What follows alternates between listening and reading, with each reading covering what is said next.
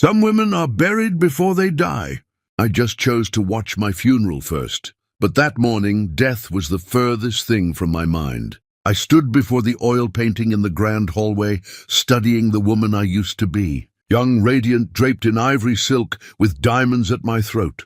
My wedding day. The artist had captured something in my eyes that day. Something I'd spent every moment since trying to reclaim. Certainty.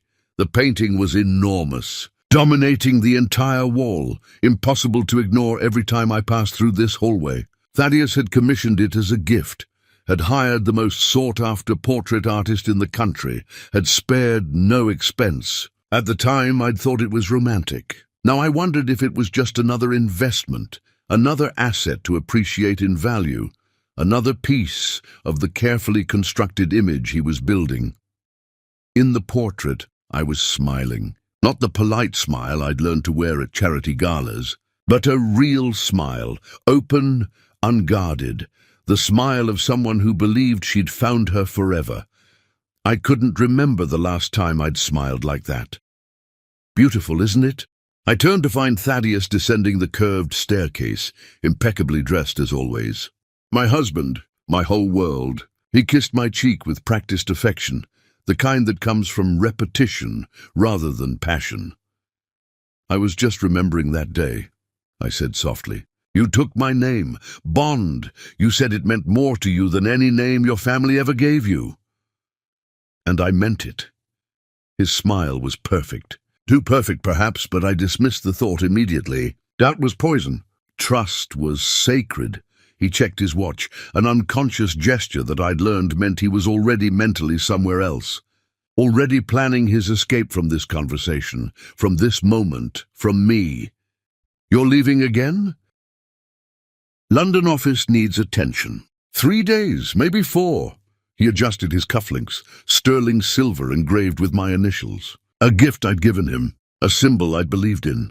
You know how it is. The bigger the empire, the more fires to put out, except I didn't know how it was. Because I'd offered to come with him dozens of times, had suggested I could help, could attend meetings, could be a partner in every sense of the word. And every time, he'd found a reason why it wasn't a good idea. Too boring for me, too many tedious negotiations. He didn't want to subject me to the drudgery of his work.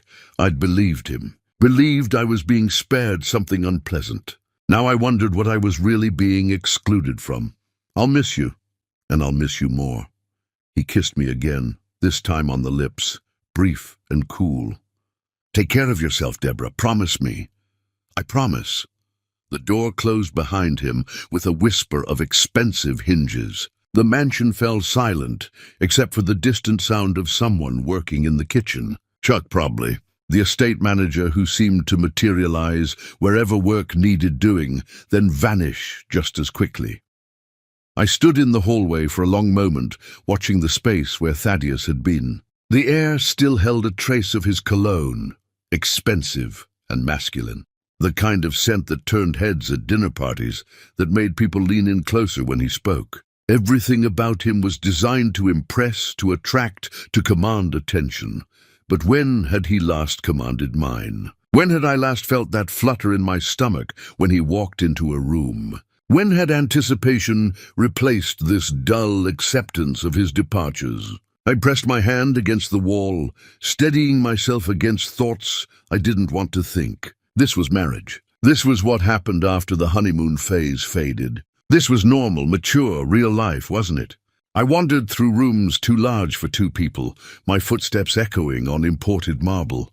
The east wing remained perpetually empty, guest rooms made up for visitors who never came. The dining hall with its table for 20 hosted dinner parties I'd stopped suggesting because Thaddeus always had an excuse. The music room with the grand piano I'd bought during our first year together, when I'd foolishly imagined Sunday mornings filled with his playing, my singing, our laughter blending into something beautiful.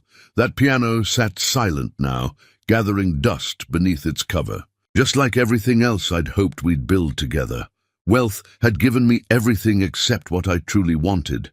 Someone to share the silence with. But I had Thaddeus. I had love. That was enough. It had to be enough, Mrs. Bond. Chuck stood in the doorway of the library, holding a silver tray with my morning tea. Earl Grey with honey, prepared exactly as I preferred without my ever having to ask. He'd been with us for years now, a quiet presence who anticipated needs before they were spoken. "Thank you, Chuck." I took the cup, noting, as I always did, how he never quite met my eyes. Respectful, I'd always thought. Proper boundaries between employer and staff. "Will you be needing anything else today?" Just peace and quiet, I think. "Maybe I'll read in the garden." He nodded, turning to leave, then hesitated. Something flickered across his face, some internal struggle I couldn't name. "Mrs. Bond, He stopped himself. "Never mind. Enjoy your tea." "Chuck, wait." I set down the cup. "You were going to say something?" "Nakum, it's not my place." "You've been part of this household long enough. Speak freely."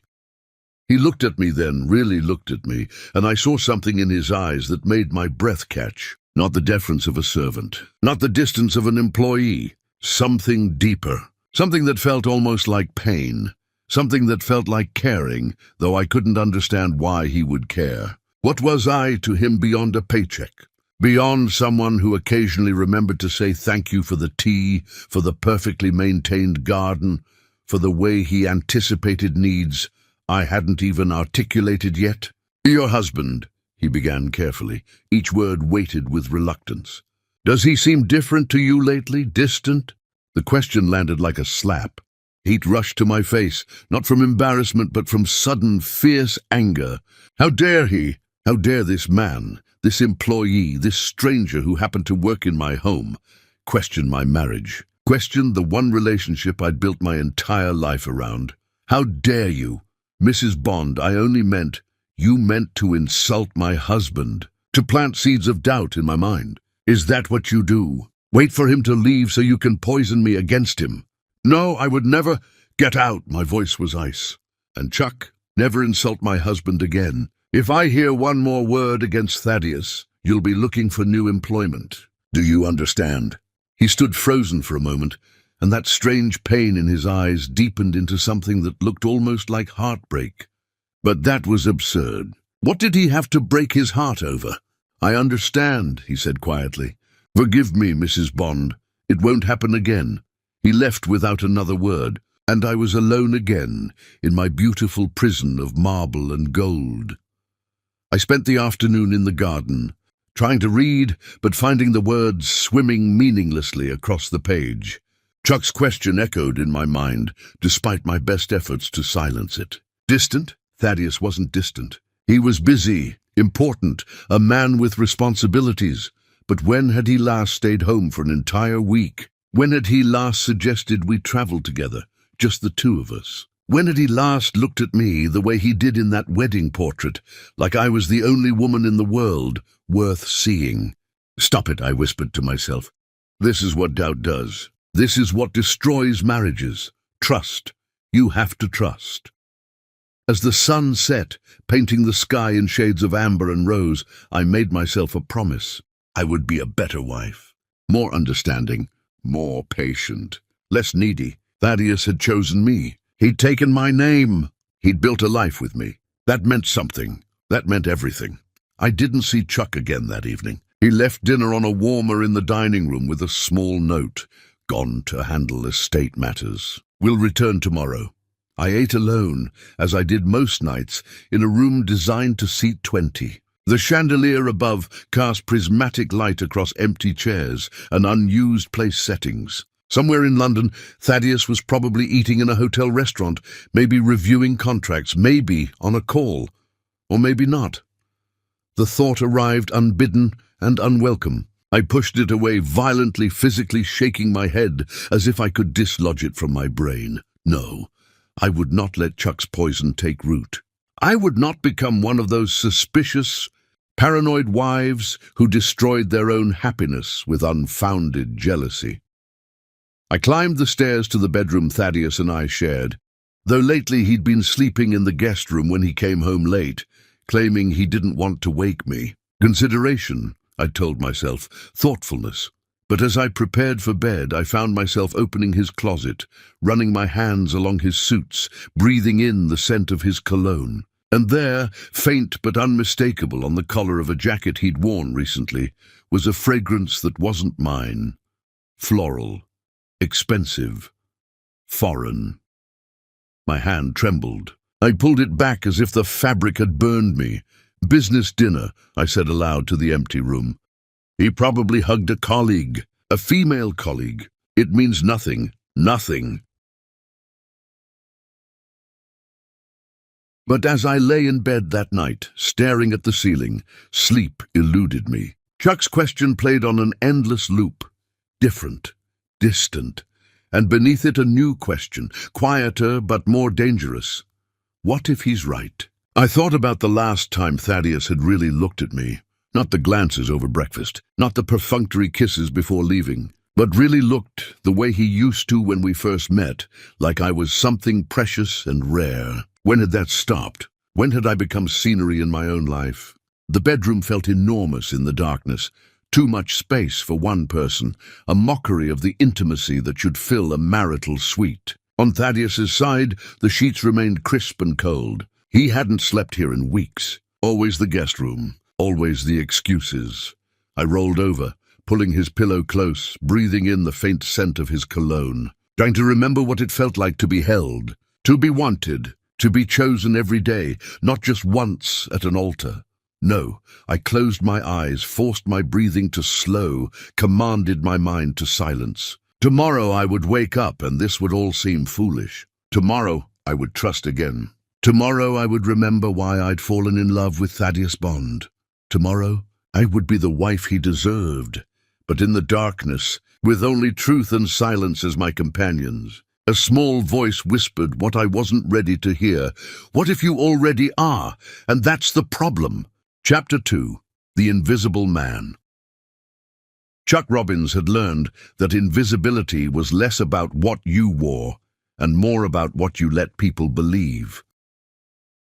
He stood in the kitchen the next morning, preparing breakfast, with hands that had once signed contracts worth billions, but now expertly arranged fresh berries and Greek yogurt on fine china. The irony wasn't lost on him. Here he was, a man who'd built an empire from nothing, serving breakfast to a woman who couldn't see him if he stood on fire. The kitchen was his domain in these early hours, before the other staff arrived, before the mansion woke to its daily rhythms. Here, in the silence, he could pretend he was simply a man making breakfast for the woman he loved, not a servant performing duties for an employer who looked through him like glass. He'd learned her preferences by heart. Earl Grey, never English breakfast. Honey, never sugar. Fresh berries, always organic. Greek yogurt, plain, because she said the flavored ones were too sweet, artificial, like trying to improve something that was already perfect in its simplicity. He'd listened to everything she said, catalogued every detail, built a database of her likes and dislikes that would put her actual husband to shame. Because Thaddeus didn't know these things. Thaddeus barely knew what day of the week it was unless it affected his schedule, but he hadn't come here for recognition. He'd come here for her. 3 years ago, before he'd decided to burn his old life down, Chuck had attended a charity gala. Not because he enjoyed such events, but because his board insisted someone from the company make an appearance. He'd planned to stay for exactly 1 hour, write a check, and leave. Then Deborah Bond had taken the stage. She wasn't the keynote speaker, just one of several donors thanking attendees for their generosity. But when she spoke about what wealth really meant, not the accumulation but the responsibility, not the power but the stewardship, something in Chuck's carefully constructed world had cracked open. "We spend our lives building empires," she'd said, "but what are we building them for? To look at, to guard, to pass on to children who'll squander what they didn't earn? Or are we building them to be tools, instruments of change, bridges between what is and what should be?" He'd stayed for her entire speech. Then he'd gone home and stared at his bank accounts, his properties, his stock portfolios, and felt nauseated by the pointlessness of it all. 6 months later, he'd sold everything, quietly, carefully, through shell corporations and overseas accounts, transforming his public identity into a ghost while his wealth became invisible. Then he'd done what people would have called insane. He'd applied to be Deborah Bond's estate manager. The previous one had been stealing, skimming from household accounts in amounts small enough to avoid detection. Chuck had discovered this during his research, anonymously tipped off Deborah's accountant, and waited. When the position opened, he'd interviewed with references he'd carefully manufactured and skills he'd deliberately understated.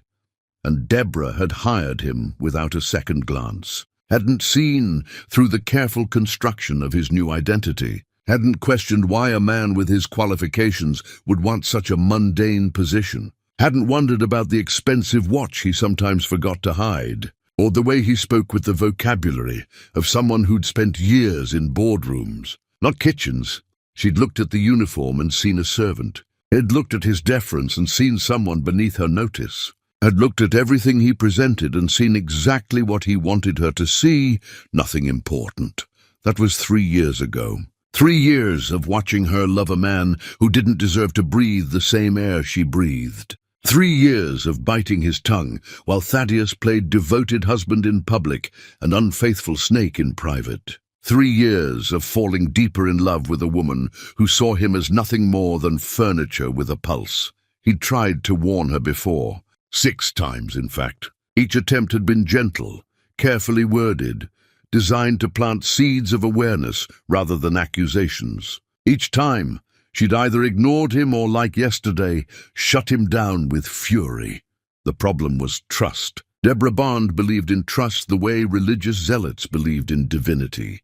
Absolutely, without evidence, sometimes against evidence. She'd built her entire marriage on that foundation, and she'd rather watch the building collapse than question the blueprint.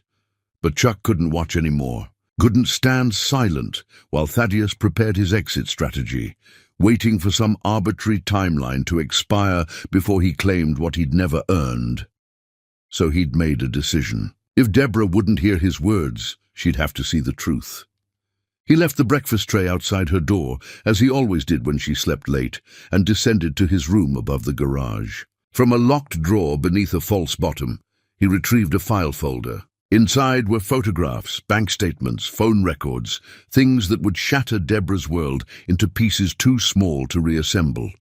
He'd been gathering evidence for months. Thaddeus was arrogant enough to be careless, secure in his assumption that no one paid attention to what he did. He didn't know Chuck had contacts who could trace financial transactions through 3 countries. He didn't know about the private investigators who documented his meetings with Sable Hartwell, the luxury consultant who thought she'd won a prize.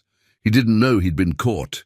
Chuck spread the evidence across his small desk, studying each piece. Here was Thaddeus entering an apartment building Deborah didn't own. Here was a lease agreement under a false name. Here were credit card statements for restaurants Deborah had never visited, jewelry she'd never received, trips she'd never taken, and here were the messages, explicit, cruel, planning a future that required Deborah's removal from her own life. Just 2 more years until the prenup expires, then half of everything is ours. Ours, as if Sable had contributed anything beyond her youth and her willingness to betray another woman. Chuck's hands curled into fists, crinkling the paper. He forced himself to relax. Anger was useless. Action was everything. The question was how to make Deborah see what she'd spent 3 years refusing to acknowledge. She dismissed his concerns once already. If he pushed too hard, she'd fire him, and then he'd have no way to protect her from what was coming. But if he pushed too softly, Thaddeus would continue draining her emotionally, financially, spiritually, until nothing remained but a shell of the woman who'd given that speech, who'd made Chuck believe wealth could mean something more. He couldn't let that happen. Wouldn't let that happen, even if it meant breaking her heart to save her soul. The decision made, Chuck gathered the evidence into a manila folder and descended the stairs. Dawn was breaking over the estate, painting everything in shades of gold and shadow. Beautiful and melancholic, like everything else in Deborah's carefully constructed life. He found her already awake, sitting in her office with papers scattered across her desk. She worked constantly, pouring herself into her foundation, her investments, her philanthropic projects, filling the emptiness her husband created with productivity. She looked up when he entered, and he saw the walls immediately slam into place behind her eyes. "I thought I made myself clear yesterday." "You did." Chuck closed the door behind him, something he'd never done before. "But some things are more important than job security." Her jaw tightened. "If you value your position here." "I don't." He crossed the room and placed the folder on her desk, directly on top of her paperwork. "Not compared to this." "Not compared to you?" She stared at the folder like it was a coiled snake. "What is this?" The truth you don't want to hear, but you need to see it anyway." "Chuck, I'm warning you. Open it." Something in his voice must have cut through her defenses because she fell silent. Her hand hovered over the folder, trembling slightly. She looked up at him one more time, and in her eyes he saw fear, desperate hope that he was wrong, and something else, something that recognized this moment would change everything. The morning light streaming through the windows seemed too bright, too cheerful for what was about to happen. Outside, birds were singing. Somewhere in the distance, a gardener was mowing the lawn. The world was continuing as if nothing was about to break, as if this moment wasn't about to shatter everything Deborah believed about her life. "If you're lying," she whispered, "if this is some sort of manipulation, it's not. I swear on everything I've ever valued, it's not." Her fingers touched the folder's edge, hesitated. This was the last moment of before, the last second of her old life. Once she opened this, there was no unknowing, no going back to the comfortable ignorance she'd been living in. She opened the folder, and her world began to end. Chapter 3. The Evidence. The first photograph was innocent enough. Thaddeus at a restaurant smiling at someone across the table. But the angle was wrong, intimate. The lighting was soft, romantic, and the hand reaching across to touch his was too young, too familiar, too possessive. Deborah's breath caught. She recognized that restaurant. She'd suggested they go there for their anniversary. He'd said he was too busy, had too many deadlines, couldn't possibly take an evening off, but apparently he'd found time. Just not with her. "Keep going," Chuck said softly, his voice gentle despite the violence of what he was showing her. Her hands moved mechanically, shuffling through image after image, each one a small death, each one killing another piece of the woman who'd believed in forever. Thaddeus and the woman entering a hotel. Thaddeus and the woman at an airport, boarding separately but minutes apart. Thaddeus and the woman in what looked like a private apartment, his jacket off, her shoes kicked aside, their body language screaming what words didn't need to say. The photographs fell from her fingers, scattering across the desk like evidence at a crime scene, which she supposed they were. Who is she? Sable Hartwell, luxury brand consultant. He met her at a conference 2 years ago. 2 years. Before Chuck had even started working here.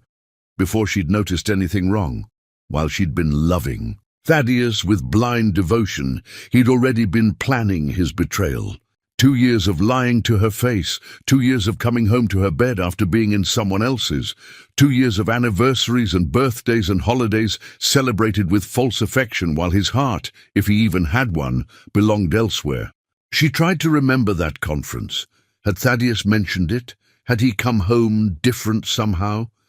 She searched her memory, trying to pinpoint the moment when her marriage had secretly ended while she continued living in its corpse. Nothing. She remembered nothing unusual, which meant he was good at this, practiced, skilled at compartmentalizing his life into the version he showed her and the version he lived when she wasn't looking.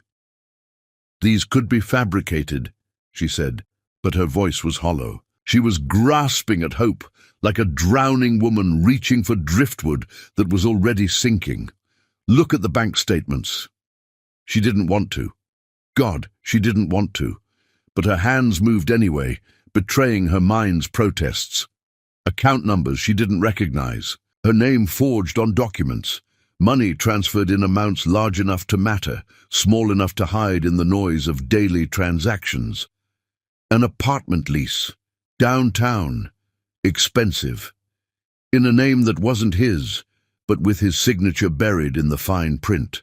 Credit card charges, jewelry from boutiques she'd never visited, dinners at restaurants she'd suggested they try together, always met with his excuse that he was too busy, too tired, too stressed.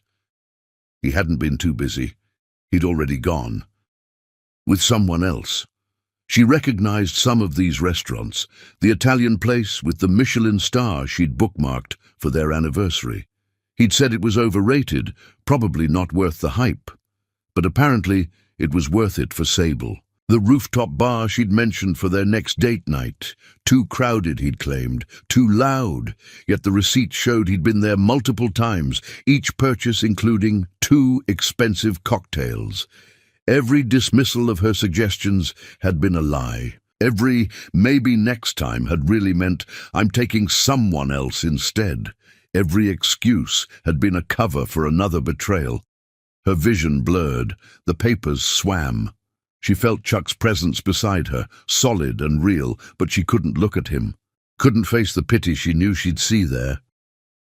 "There's more," he said gently. "I don't want to see more." "You need to." He placed a phone transcript on top of the pile, text messages, between Thaddeus and Sable. The words were clinical at first, discussing logistics, times, places. Then they became warmer, affectionate, then explicit in ways that made Deborah's stomach turn. And then, at the bottom, dated just weeks ago. "When can we stop pretending?" Sable had written. "Soon," Thaddeus had replied. "The prenup becomes irrelevant after 5 years. Just 2 more years until it expires, then half of everything is ours. Then we don't have to hide anymore." Ours. The word stabbed through Deborah's chest like a physical blade. Not his. Ours. As if this woman, this stranger who'd stolen her husband, somehow deserved to share what Deborah had built with her own hands, her own mind, her own sacrifices. She thought about every late night she'd spent building her foundation while Thaddeus claimed to be working. Every charity gala she'd attended alone because he was supposedly closing deals. Every lonely dinner, every empty bed, every moment. She'd told herself it was fine. He was just busy. Successful people made sacrifices. But he hadn't been making sacrifices. He'd been making plans. Plans that included her money, but not her presence. Plans that required her death or departure. Plans that treated her life as an obstacle to overcome rather than a partnership to honor. "How could he do this to me?" The words came out as a whisper, barely audible even to her own ears. She wasn't asking Chuck. She was asking the universe, asking any power that might explain how love could be so completely one-sided, how trust could be so thoroughly misplaced. Chuck knelt beside her chair, bringing himself to her eye level. She finally looked at him, really looked at him, and saw something that shocked her almost as much as the evidence. Genuine anguish, not pity, pain, as if her heartbreak was somehow his own. "Because he's a parasite," Chuck said, his voice low and fierce. "Because he saw something beautiful and decided to drain it rather than cherish it. Because he's a small man who mistakes cruelty for cleverness." I loved him. Past tense. The words felt like goodbye. "I know." I trusted him completely. "That speaks to your character, not his." Deborah laughed, a broken sound that hurt coming out. "My character? I'm a fool. A blind, stupid fool who ignored every warning, every sign, every—" She stopped, looking at Chuck with sudden, terrible understanding. "You tried to tell me." He nodded slowly. "More than once. 6 times. And I—" Shame flooded through her, hot and choking.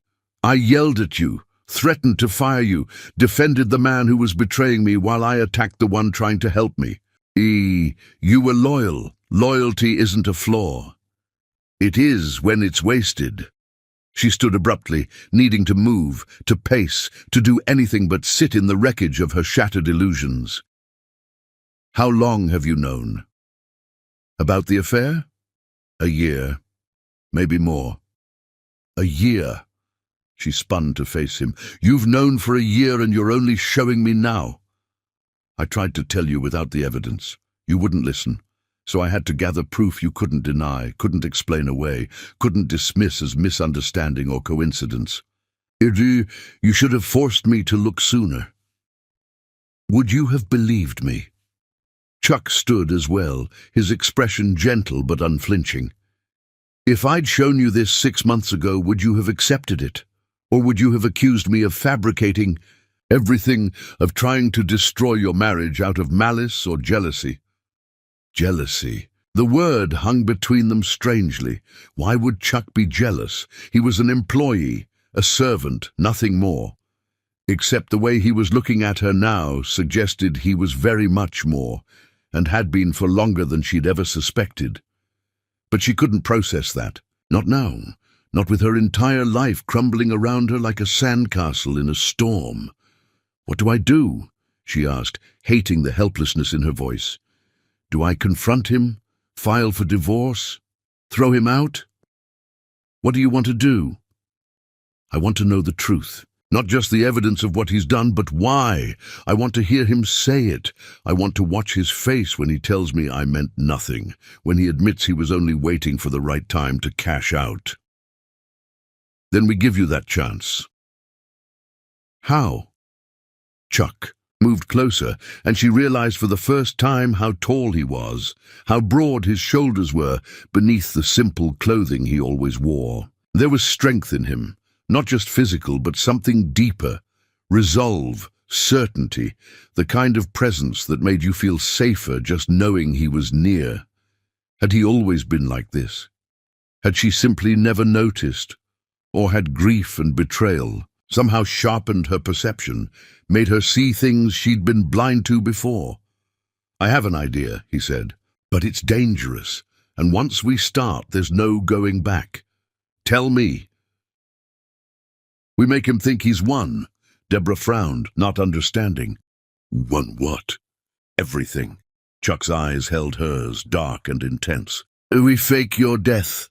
The words landed like a bomb in the quiet office. For a long moment, Deborah couldn't speak, couldn't breathe, couldn't process what she'd just heard. The clock on the wall ticked loudly in the silence, each second marking the space between her old understanding of the world and this new, strange possibility.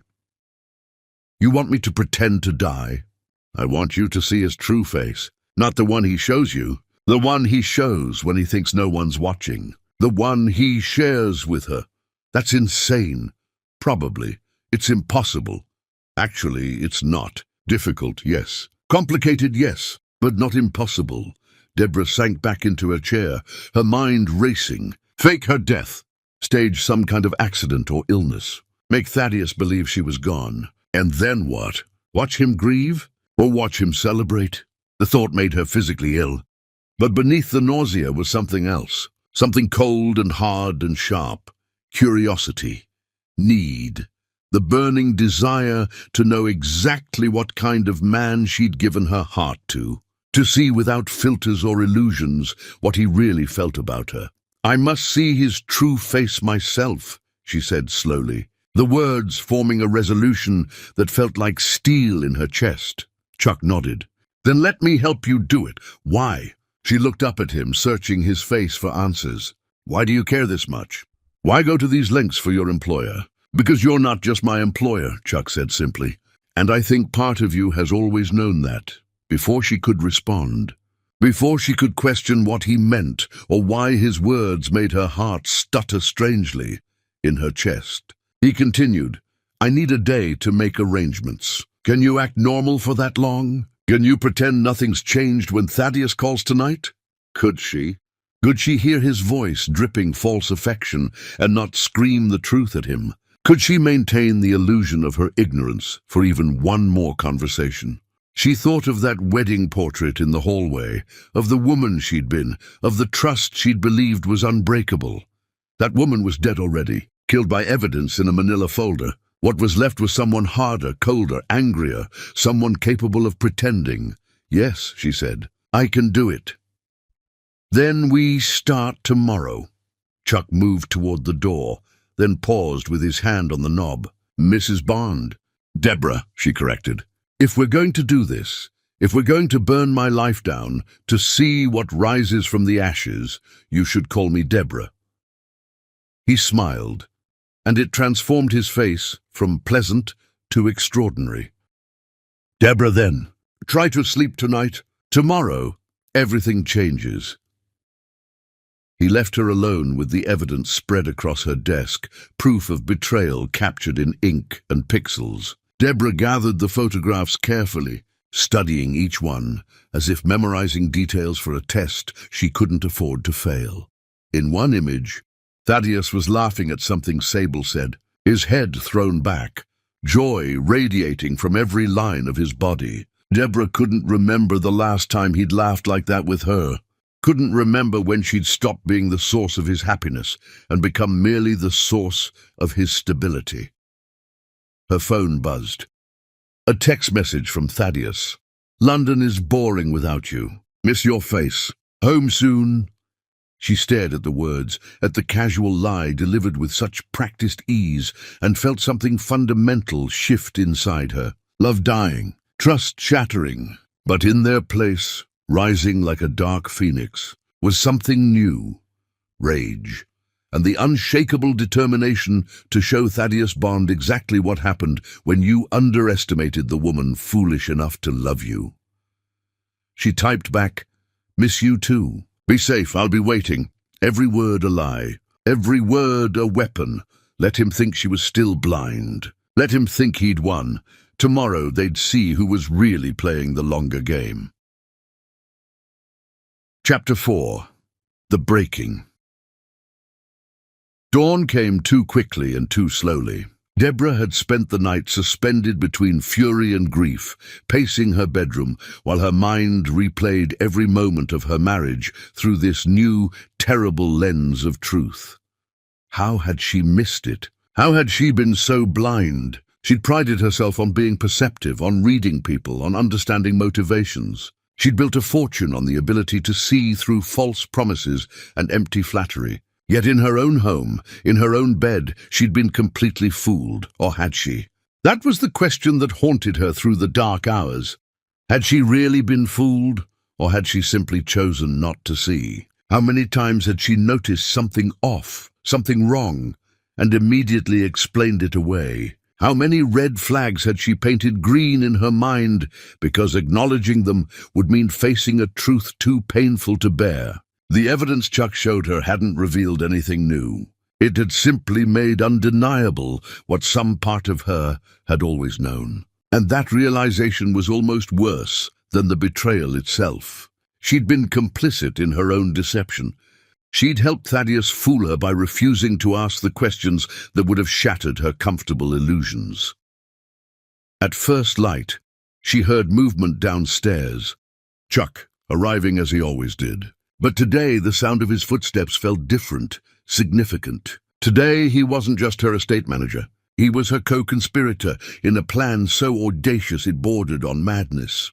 She descended the stairs still wearing yesterday's clothes, her hair uncombed, her face bare. Chuck was in the kitchen, preparing coffee with the same quiet efficiency he brought to everything. He looked up when she entered and didn't comment on her appearance, for which she was grateful. "Did you sleep?" "No." She accepted the coffee cup he offered, wrapping both hands around it for warmth she didn't really need. "Did you?" "No." They stood in silence for a moment, two people on the edge of something irreversible, gathering courage for the jump. "Tell me how this works," Deborah said finally. "Tell me every detail. I need to understand what I'm agreeing to." Chuck set down his own cup and pulled out his phone, scrolling through notes. "First, we need a believable cause of death. Something sudden but not suspicious. Heart failure is the obvious choice. And the doctor? I know someone who lost his license over a technicality. Brilliant physician, but he made an enemy of the wrong hospital administrator. He owes me a favor. How does an estate manager know disgraced doctors? Chuck looked at her steadily, and in that moment she saw something flicker across his face. A decision being made. A wall coming down. I'll explain that later. What matters now is that he'll sign whatever paperwork we need. Death certificate, medical reports, everything official enough to satisfy investigation. And if someone looks too closely, we stage the death somewhere remote. That cabin property you own upstate. The one Thaddeus always called rustic and refused to visit. Deborah nodded slowly. She'd bought that cabin years ago as a retreat. Thaddeus had gone once, complained about the lack of cell service, and never returned. She'd gone alone several times since, finding peace in the isolation. Finding herself in the silence he couldn't tolerate. Now that cabin would become her tomb. At least symbolically, at least temporarily. I could say I'm going there for a few days. To clear my head. Perfect. You drive up, I follow separately. Once we're there, I make the call to emergency services. The doctor arrives, pronounces you dead, and we transport your body to a funeral home I've already contacted. Chuck. Deborah set down her coffee cup with a sharp click. Who are you? Really? Because estate managers don't have networks of compromised professionals at their disposal. He met her gaze steadily. I'm someone who had a different life before this one. Someone who learned that money buys almost anything, including loyalty, silence, and second chances for people society has discarded. That's not an answer. It's the only answer you're getting right now. Do you trust me? I trusted my husband. Look how that worked out. Fair point. Chuck leaned against the counter, crossing his arms. Then don't trust me. Trust the evidence. Trust your own instincts. Trust the fact that I've had 3 years to hurt you, manipulate you, or steal from you, and I've done nothing but try to protect you. Deborah studied him. This man she'd barely noticed for so long, who now seemed to be the only solid thing in a world built on lies. There was something in his eyes, something beyond competence or strategy. Real emotion, real investment, real feeling. All right, she said, I trust you. Not because I'm wise, but because I'm desperate, and you're the only person who hasn't lied to me lately. I'll take it. A ghost of a smile crossed his face. Now the timeline. You leave for the cabin today. Thaddeus is in London until tomorrow night. That gives us time to stage everything and make the official calls while he's unreachable.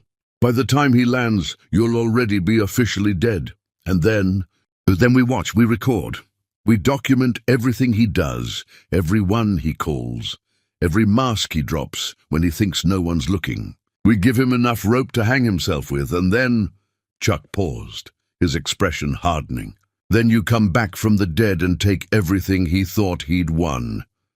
It was cruel. It was manipulative. It was theatrical in a way that should have felt juvenile. But the part of Deborah that had shattered last night, that had been crushed under the weight of betrayal and humiliation, thought it was perfect. When do I leave? Within the hour. Pack light, like you're only going for a few days. Leave your phone here. Don't tell anyone where you're going. I need to text Thaddeus. He'll expect it. Tell him you're feeling overwhelmed, that you need some time alone to think. Be vague, but emotional enough that he won't push. The words stung because they were almost certainly true. How many times had she suggested they take a trip together, only to be met with excuses? How many evenings had she proposed they stay in and talk, only to watch him retreat to his office? He'd been pulling away for years. She'd just been too blind to notice. I should write a will, Deborah said suddenly. If I'm dying, I'd want my affairs in order. Already done. Chuck pulled a folder from his bag. Everything goes to your foundation, with specific bequests to your sister and key employees. Thaddeus gets nothing. Nothing! The prenup stipulates a settlement if the marriage ends before 5 years, but in the event of your death, he gets a flat sum. Generous, but nowhere near half your estate. Deborah took the document, scanning the legal language that Chuck had somehow rendered in perfect form. You've thought of everything. I've had a long time to plan. I just hoped I'd never have to implement it." She looked up from the pages. How long have you been preparing for this?" "Since the second month I worked here. I saw the signs even then. The way he looked at you when you weren't watching. The way he'd smile at his phone and hide the screen. I knew eventually he'd break your heart or I'd have to help you break his. You've been protecting me all this time." "Yes." "Why?" The question hung between them, simple but weighted with complexity. Chuck pushed away from the counter, moving to the window that overlooked the garden where Deborah spent her lonely afternoons. "Because 3 years ago I went to a gala I didn't want to attend. But then you gave a speech about what wealth really means, about responsibility and stewardship and building bridges between what is and what should be. And something in your words reached through every defense I'd built and reminded me that life is supposed to mean something beyond accumulation." He turned back to face her. "You changed how I saw everything. My priorities, my purpose, my understanding of what matters. And when I learned you'd married someone who saw you as an asset rather than a miracle, I couldn't just walk away. So I found a way to stay close, to watch over you, to be ready for the day you'd finally see what I saw." Deborah felt something shift in her chest, some tectonic plate of emotion grinding against another. "And what do you see? Someone extraordinary, who's been convinced she's ordinary. Someone generous who's been taken advantage of. Someone who deserves so much more than she's been given." Tears threatened, but she forced them back. She couldn't afford to break, not yet. Not until this was finished and Thaddeus had shown his true face to the world. "I need to pack," she said, her voice rough. "I'll get the car ready." She started toward the stairs, then stopped. "Chuck, thank you for seeing me when I couldn't see myself." He smiled. "Deborah, I've always seen you. From the very beginning, I've always seen you." An hour later, she was in her car, driving north toward the cabin with a small overnight bag. The morning was clear, the highway mostly empty. Under different circumstances, she might have enjoyed the drive, the freedom of motion, the promise of solitude. But today, every mile felt like driving toward her own funeral, which she supposed she was. Her phone buzzed. A text from Chuck: "Drive safe. I'm an hour behind you. Everything is in motion. Everything is in motion." The words felt prophetic, like crossing a threshold from which there was no return. She was dying today, or pretending to, and tomorrow the world would believe Deborah Bond was gone. She wondered how Thaddeus would react when he got the news. Would he be shocked? Devastated? Would he put on a good show? Or would he smile? The thought made her grip the steering wheel harder. She wouldn't know until she saw it herself. Wouldn't believe the depth of his betrayal until she witnessed it firsthand. Let him think she was dead. Let him think he'd won. She'd show him what resurrection looked like. The cabin appeared around a curve in the road, exactly as she remembered. Small, rustic, surrounded by trees turning gold with autumn. A place of peace that was about to become the stage for an elaborate deception. She parked and sat for a moment, looking at the structure that would serve as her symbolic tomb. This was it, the point of no return. Deborah picked up her phone and typed a message to Chuck. "I'm here. Let's do this." His response came immediately. 30 minutes out. Don't answer the door until you hear our code phrase, which is, "Some women are buried before they die." She laughed despite everything. It was perfect. Dramatic and fitting and absolutely true. Some women were buried before they die, but Deborah Bond was about to dig herself out and show the world what happened when you underestimated a woman's capacity for resurrection. Chapter 5. The Resurrection Plan. Chuck arrived exactly when he said he would, accompanied by 2 men Deborah didn't recognize. One was older, gray-haired, carrying a leather medical bag. The doctor. The other was younger, dressed in dark clothing, with careful posture. The funeral director. "Deborah Bond," Chuck said formally. "Meet Dr. Emmett Thorne and Leonard Vale." Neither man offered to shake her hand. They simply nodded, professional and distant. Let's be clear, Dr. Thorne said, his voice carrying crisp authority. What you're asking me to do violates every ethical guideline of my former profession. I'm only doing this because Chuck saved my daughter's life when the medical community turned its back on us. But I need your word that this stays between us forever. You have it, Deborah said, and you understand the risks. If anyone discovers this deception, it's fraud. We'd all face serious consequences. I understand. Why are you doing this? The question came from Leonard Vale. Why fake your death instead of just divorcing him? Because I need to see his true face. I need to know exactly who he is when he thinks no one's watching. And I need the world to see it too, Leonard nodded slowly. Fair enough. I've buried too many people who stayed in marriages that killed them slowly. Better to die and come back than to fade away wondering. They spent the next hour planning every detail. The timeline, the phone calls, the paperwork, the transportation of Deborah's body to the funeral home. The viewing arrangements, the burial, which would be an empty casket. What about my sister? Deborah asked. Lorraine will want to see me. Tell her you're being cremated, Chuck suggested. Your last wishes, already documented. It felt wrong lying to Lorraine, but bringing her into this conspiracy felt too dangerous. Better to apologize later than risk the truth coming out too soon. Dr. Thorne prepared the official documents with meticulous care. Heart failure secondary to acute stress, he read aloud. Sudden but not unexpected. No autopsy required. And if someone questions it? Deborah asked. They won't. My signature still carries weight. Most people don't question death when it's documented properly. Leonard Vale produced a phone and made a call. This is Vale. I need emergency transport from the Adler cabin upstate. Female deceased, natural causes. Family requesting private arrangements, he listened. Yes, everything's in order. We'll be there in 3 hours. He hung up and looked at Deborah. That's your funeral home. They're expecting a body. What do I do now? Deborah asked, suddenly feeling unmoored. Now, Chuck said, you disappear. I have an apartment across town. You'll stay there while we handle everything. No phone calls, no internet, nothing that could leave a digital footprint. How long? A week, maybe less, until Thaddeus shows his true face and we have enough documentation to destroy him.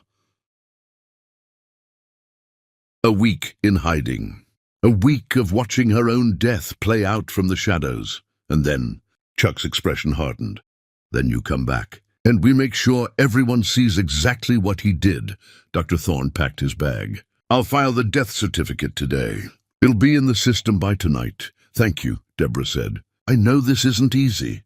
Nothing worth doing is easy, he replied. Sometimes the only way to expose a liar is to become one yourself, just long enough to prove the truth. After they left, Chuck and Deborah locked up the cabin carefully. She took one last look at the place that had been her refuge, now transformed into the scene of her symbolic death. The drive back to the city was quiet. Chuck drove while Deborah watched the world blur past. Everything looked different now, more real somehow, more vivid, as if dying even in pretense had awakened senses she didn't know she possessed. What happens after? She asked suddenly. After we expose Thaddeus, what happens to me? Whatever you want, you rebuild, you recover. You become whoever you want to be. And you? What happens to you? He kept his eyes on the road. That depends on you. On me? And on whether you want me to stay or go once this is finished. I already see you as more than an estate manager. Do you? Now he glanced at her briefly. Or are you just grateful? She didn't have an answer, didn't know what she felt beyond the immediate chaos. But there was something in the way Chuck spoke that suggested he'd been hurt before. Ask me again in a week, she said finally, when this is over. Ask me again then. They arrived at the apartment building as the sun began setting. The building was elegant, but not ostentatious. Chuck's apartment was on the top floor. When he unlocked the door, Deborah stepped into a space that immediately confused her understanding of who Chuck Robbins was. The furniture was expensive, original artwork on the walls, Books everywhere, thousands of them. A grand piano in the corner. Estate managers don't live like this, she said slowly. No, Chuck agreed. They don't. Who are you?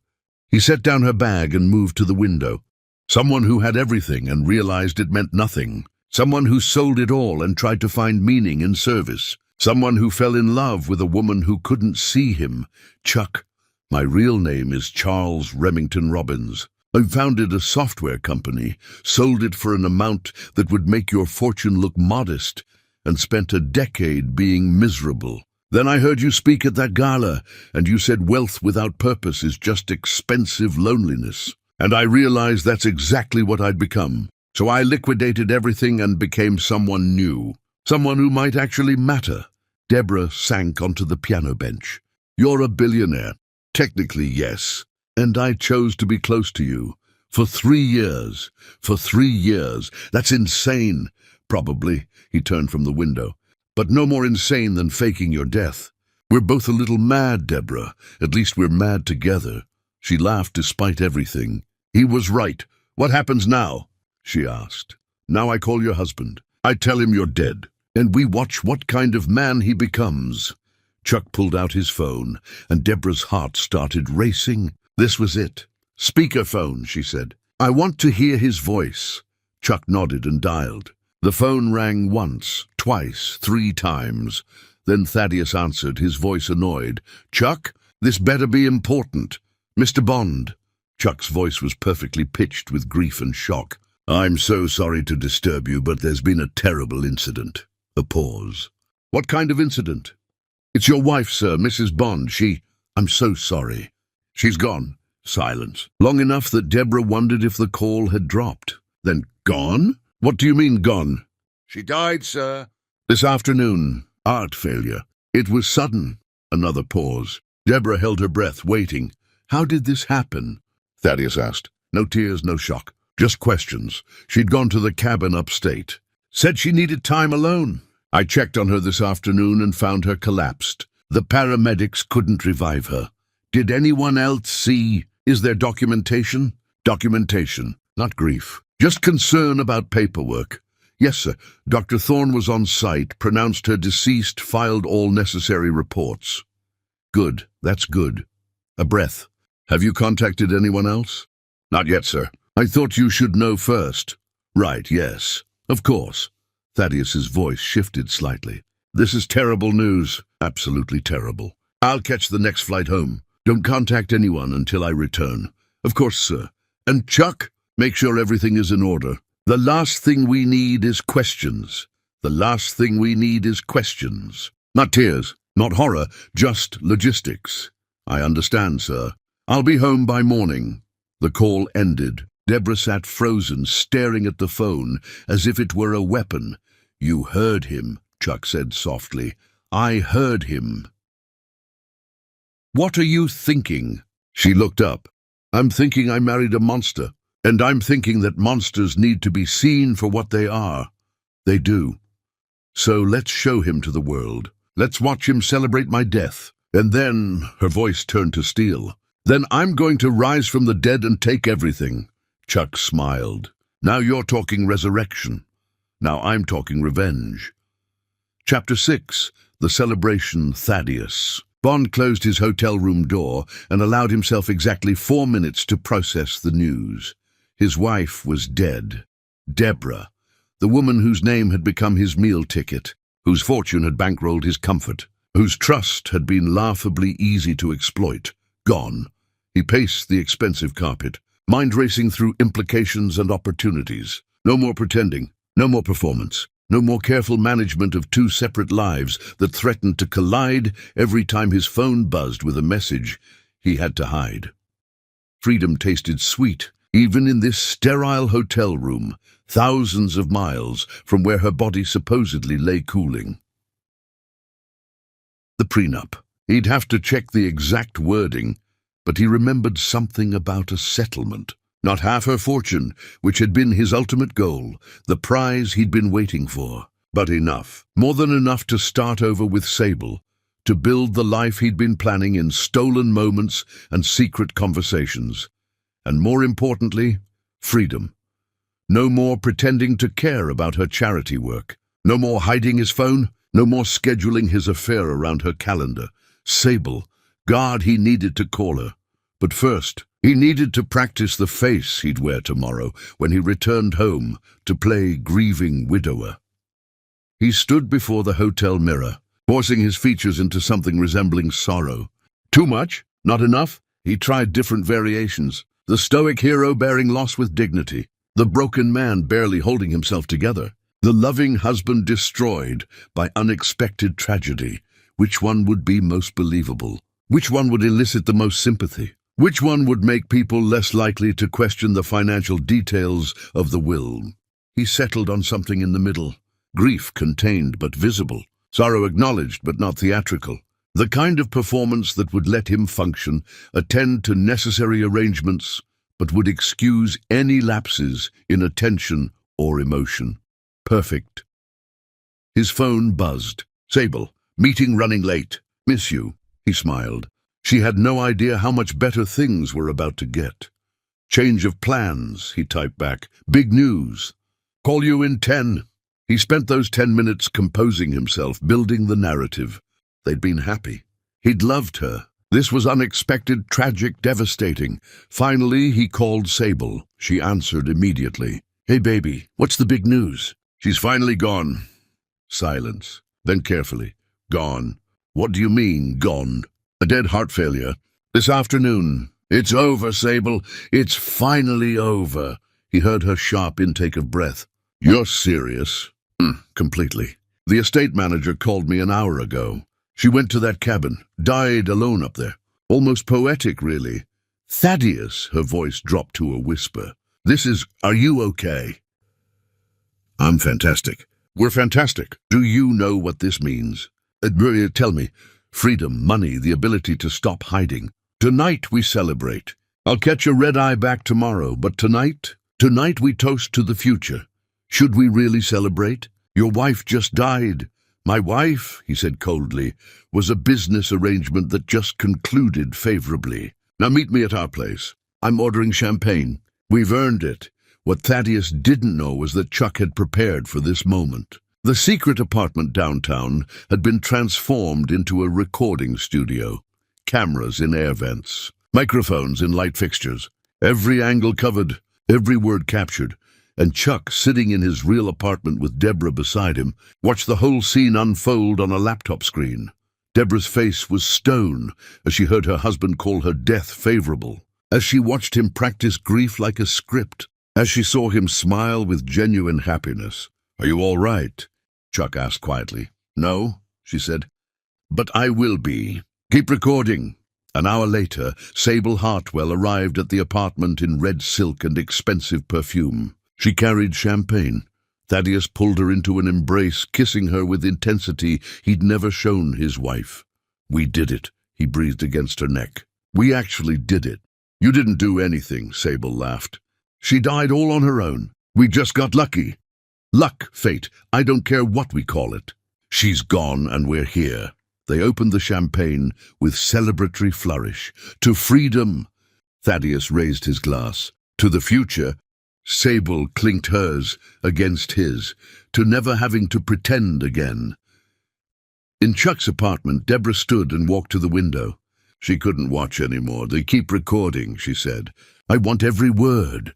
On the laptop screen, Thaddeus was refilling his glass. She was so trusting, Sable said. Like a child, really. You'd tell her you were working late and she'd just believe you. That's what made it so easy, Thaddeus agreed. She thought trust was a virtue. I thought it was a weakness to exploit. Did you ever love her? Even a little. He considered the question. I loved what she represented. Money, status, security. But her? No, she was exhausting with all that loyalty nonsense. Always wanting to connect. It was like being married to a motivational poster. Sable laughed. That's cruel, but accurate. What about the estate manager? Is he going to be a problem? Please. He's a servant who knows his place. At this, Chuck's jaw tightened. Deborah turned to look at him. He doesn't know you at all, does he? No, Chuck said quietly. He never bothered to see past the uniform. On screen, Thaddeus was pouring a third glass. "How much do you think you'll get from the will?" Sable asked.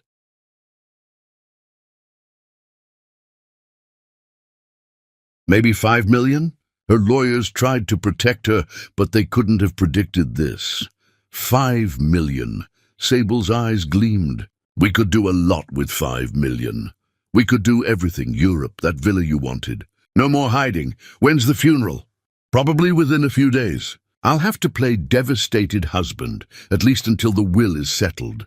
After that, who cares what people think? How long before we can be seen together?" 6 months, maybe. A respectable mourning period. Then we'll announce our relationship as something new. People love that story. Widower finding love again? You've thought about this, of course. I've been planning this exit strategy since before we met. I just needed her to die or become inconvenient enough to divorce. Death is neater. Deborah turned away from the window. "I want to walk in there right now." "Not yet," Chuck said firmly. "We need more. We need to destroy him completely. How much more can there be?" "Plenty. By the time we're done, he won't just lose his settlement. He'll lose everything." On screen, Thaddeus had moved to the window with champagne in hand. "You know what the best part is?" he said to Sable. "She died thinking I loved her. Died believing in us. She never knew. Never suspected. Never realized she was sleeping next to someone counting days until he could cash out. That seems almost sad," Sable said, though her tone suggested she didn't really think so. "Sad for her, maybe. Lucky for us. Can you imagine if she'd figured it out? This way is so much cleaner." He raised his glass to the city.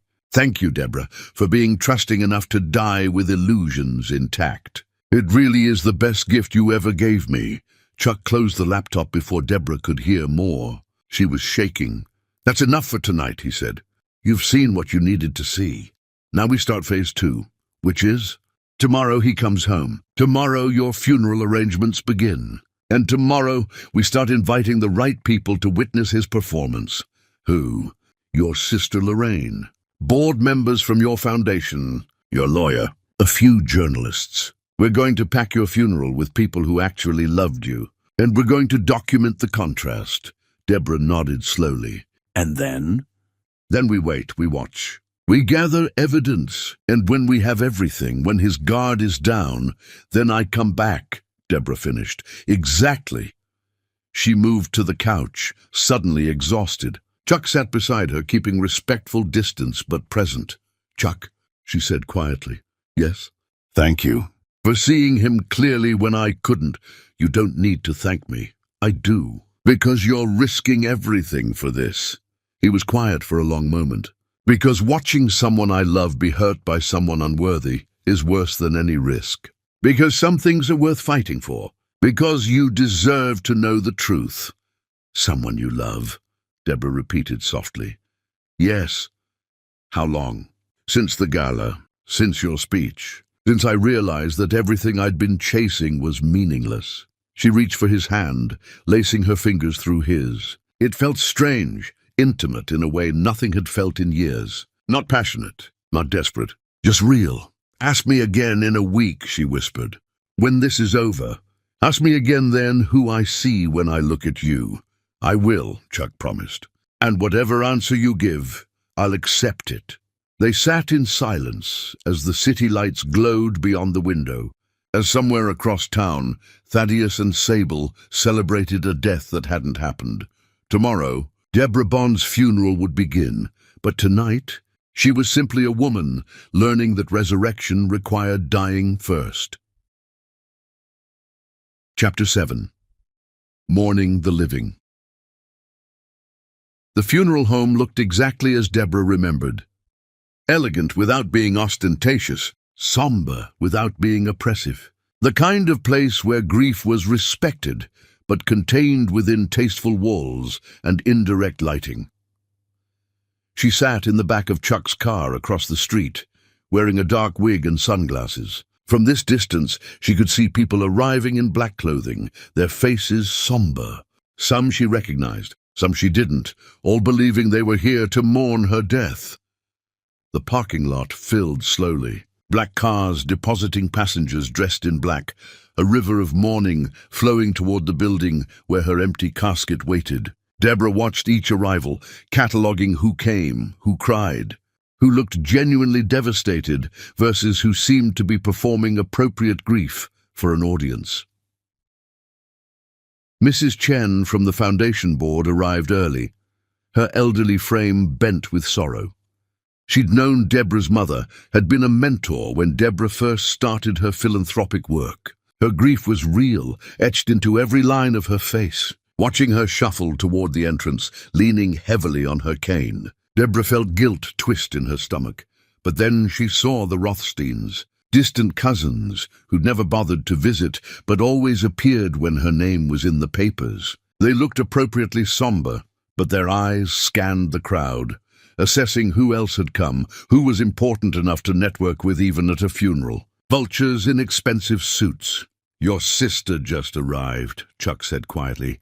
Deborah leaned forward, spotting Lorraine climbing out of a black sedan. Her sister's face was blotchy and red, clearly from hours of crying. Genuine grief, raw and painful. "I should go to her," she whispered. "You can't, not yet. She thinks I'm dead, Chuck. She's in there mourning me." "I know. And I'm sorry. But if we break now, this was all for nothing." Deborah sat back, closing her eyes. This was harder than she'd anticipated, watching real grief from people who actually cared about her. "He's here," Chuck said. Her eyes snapped open. A black limousine had pulled up, and Thaddeus emerged wearing an expensive suit and practiced devastation. He moved slowly, as if grief weighed down his limbs, accepted condolences with appropriate nods, and what looked like restrained tears. "He's good," Chuck observed. "If I didn't know better, I'd believe he was suffering. He's always been good at performing." They watched as Thaddeus entered the funeral home, disappearing where Deborah's empty casket waited. "How long do we wait?" she asked. "Until the viewing ends. Until everyone who matters has seen him play devoted husband. Then we move to phase 3. More people arrived. Board members from her foundation, colleagues, friends she hadn't seen in years. All of them real. All of them grieving. And then the journalists began filtering in. See the woman in the grey suit? Investigative reporter. And the man with the notebook? He writes about corruption. They're here because I invited them, told them there was a story developing. What kind of story? I didn't specify. Just suggested they should attend and wait. Reporters love a mystery. An hour passed, then 2. People slowly filtered out, dabbing at eyes, embracing each other, speaking in hushed tones. Lorraine emerged last, supported by a friend. She looked shattered, barely able to walk. "I can't watch this," Deborah said, turning away. "You're not a coward. You're being strategic. Is there a difference? Because right now it feels like I'm just cruel." Chuck turned to face her. "Your sister's pain is real, but it's temporary. In a few days she'll learn you're alive. What's not temporary is what Thaddeus has been doing. If we stop now, he gets away with it. He gets to keep destroying people." Deborah knew he was right. Hated it, but knew it. "All right," she said finally. "We continue. But the moment we have enough, we end it." Agreed. They followed Thaddeus from the funeral home to the estate. Once inside the mansion, once he believed himself alone, the transformation was immediate. Caught on security cameras, Thaddeus straightened, checked his watch, and smiled. 4 hours, he muttered to himself. 4 hours of playing devastated widower. I deserve a medal. He poured himself a drink from the bar in Deborah's study. His phone rang. Sable. "Hey, baby," he answered, his voice warm. Gone was the grief-stricken tone. "Yeah, it's over. God, what a performance. I think I actually made myself tear up once." He listened, laughing. "No, the casket was closed. I insisted on cremation. No body, no autopsy, no questions. Everything's moving exactly as planned." A pause. "Her sister was a mess, but that works for us. The more devastated the family is, the less likely they'll question anything." Deborah's hands clenched into fists. He was using Lorraine's pain as cover.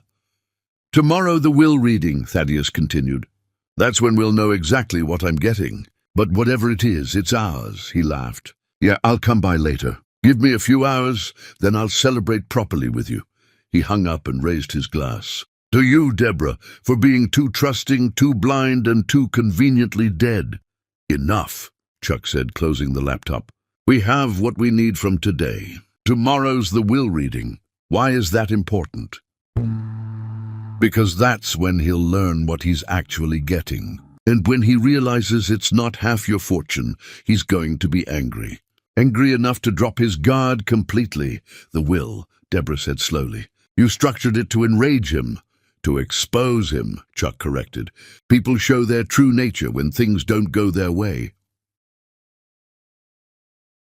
The next day, Deborah watched from Chuck's apartment as her lawyer, her accountant, her sister, and Thaddeus gathered. The reading was being live-streamed to Chuck's laptop.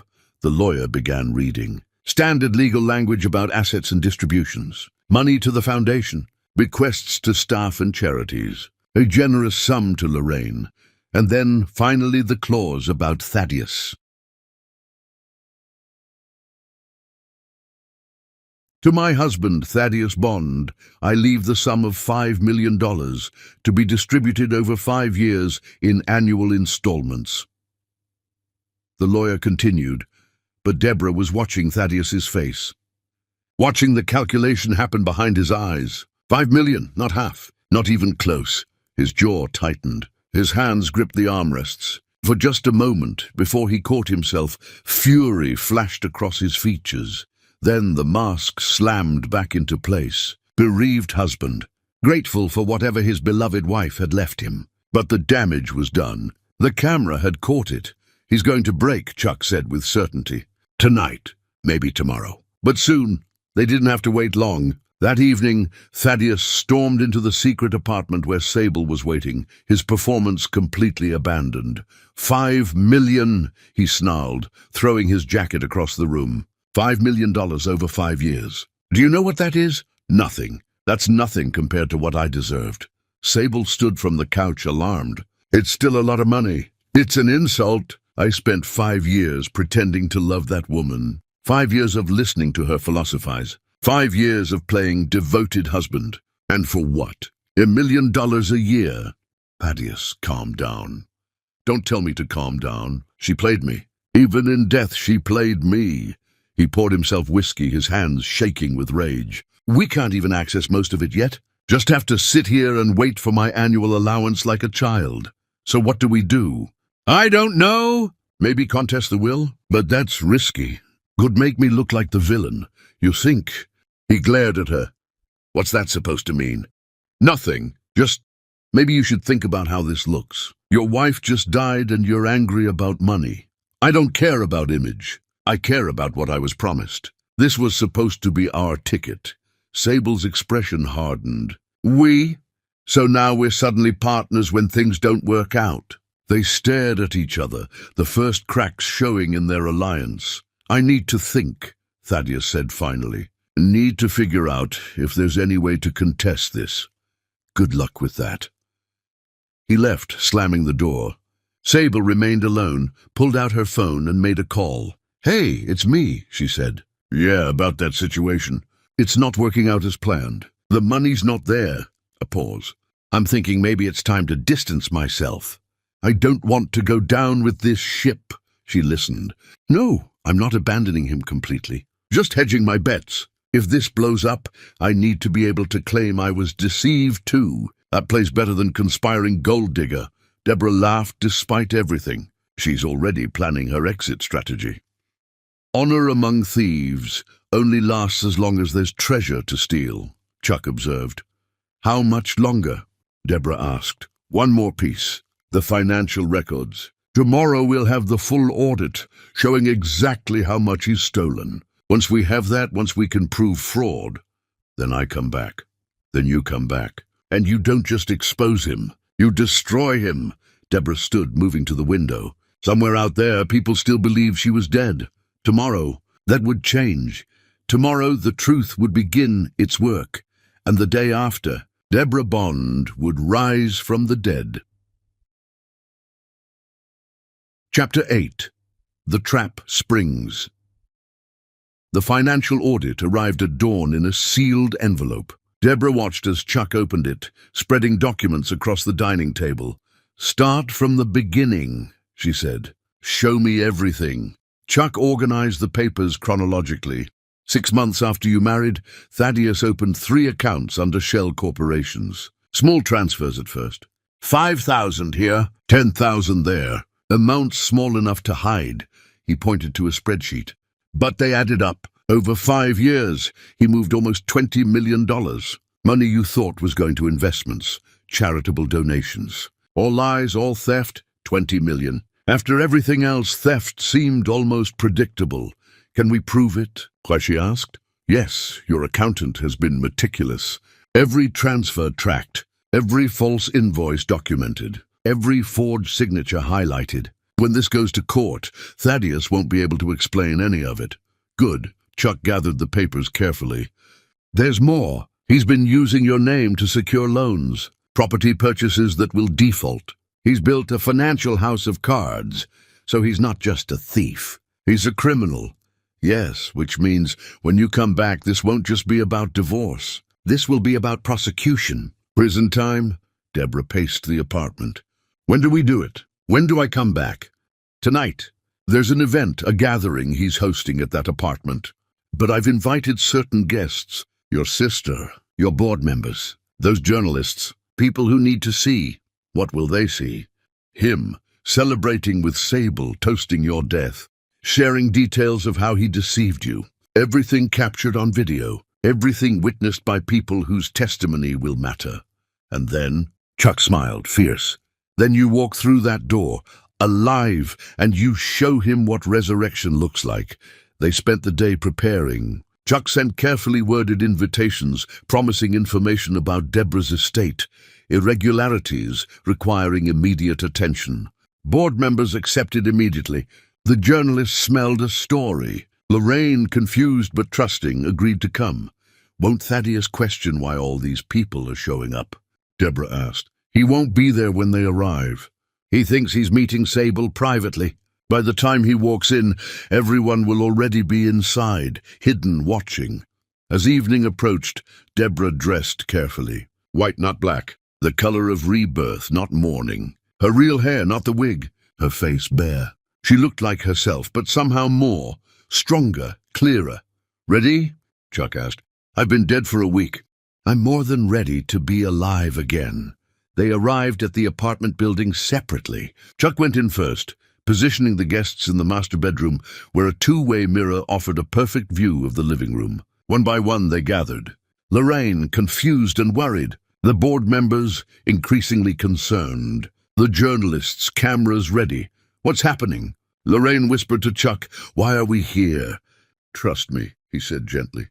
Everything will make sense soon. And your sister is fine. Fine. She's dead. We buried her. Just watch. Please.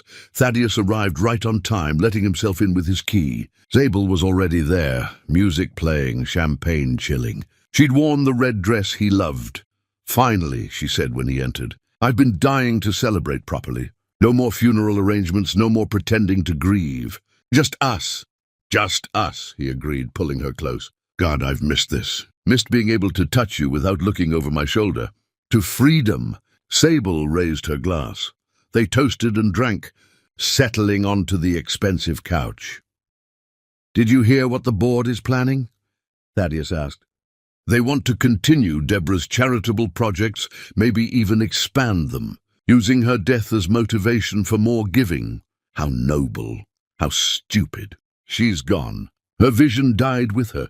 But they're so devoted to her memory, they can't see that the smart move is to liquidate everything. Sable laughed. You can't actually suggest that. No, but I can quietly sabotage their efforts. A few bad investments here, some mismanaged funds there.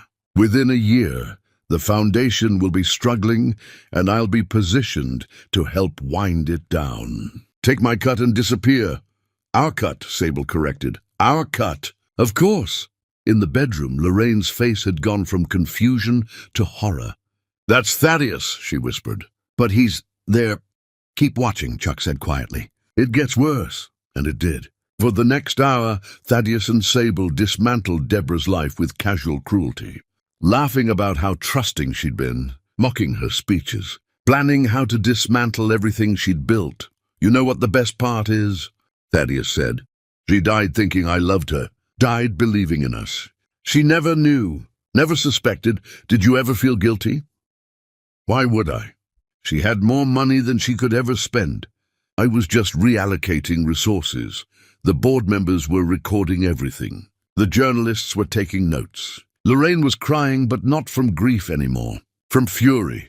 And Deborah, watching from her hidden position, felt the last pieces of her old life falling away. That woman was dead. Actually dead, not just performatively. What remained was something harder, colder, more dangerous. It's time, Chuck said softly. Deborah nodded. She took one last breath as a ghost, then opened the door. Chapter 9. The Ghost Returns. The apartment door swung wide with the force of resurrection, and Deborah Bond walked through it like a woman returning from war. The effect was immediate and absolute.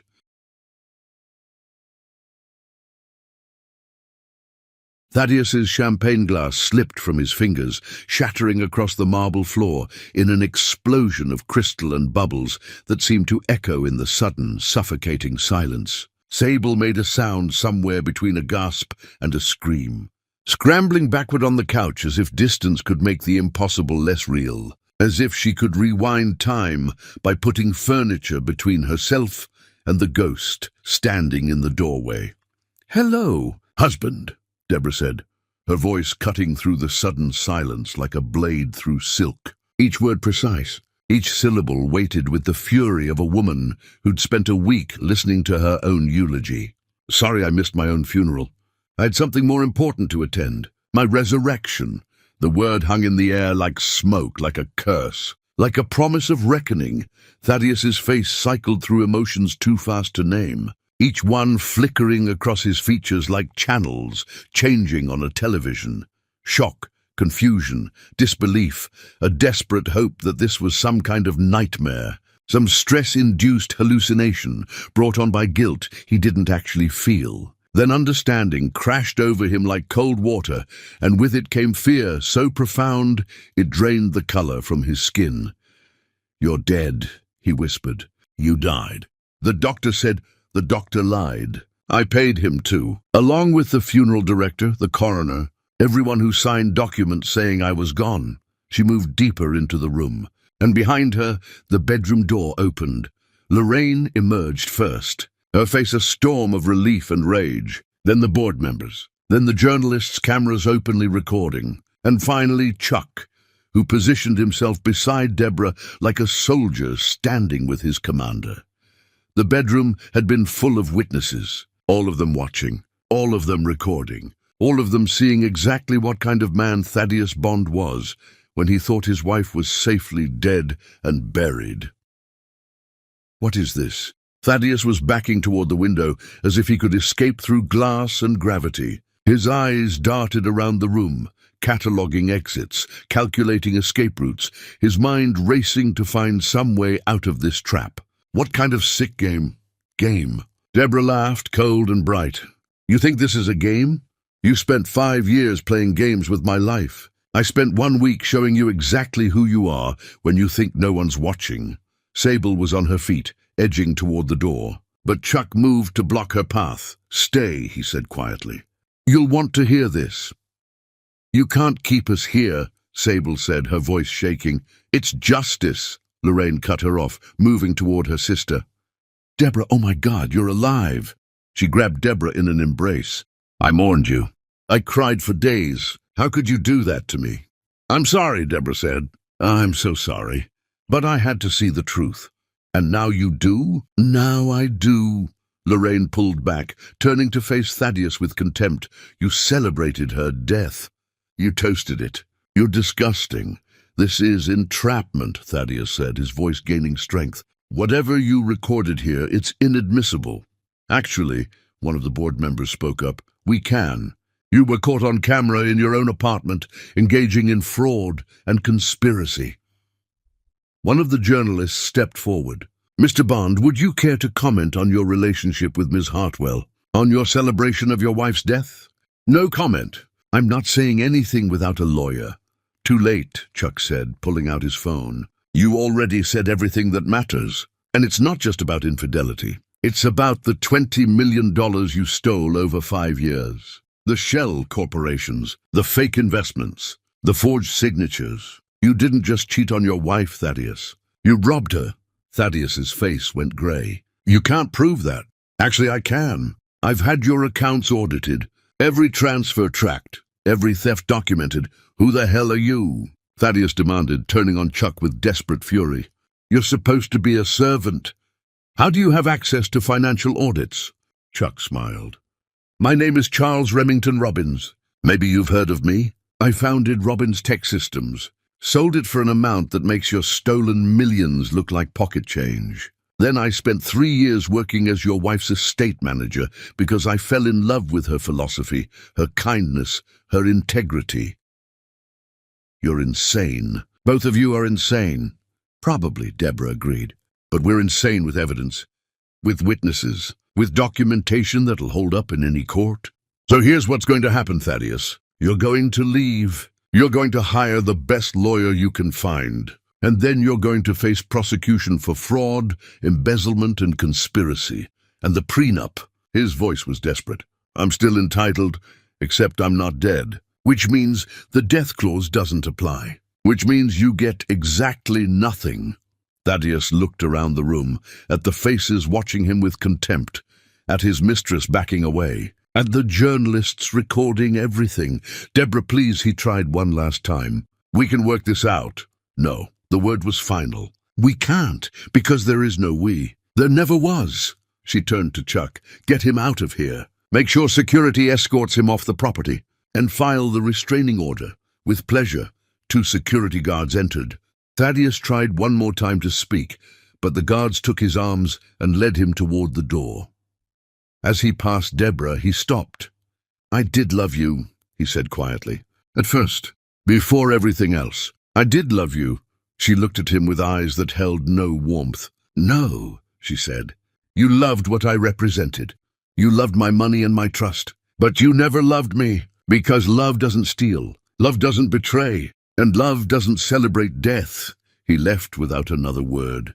Sable tried to follow, but Deborah stopped her. Not yet. You and I need to talk. I have nothing to say to you. Then listen. You thought you'd won a prize. But let me tell you what you actually won. Nothing. Thaddeus is broke. His assets are frozen. His reputation is destroyed.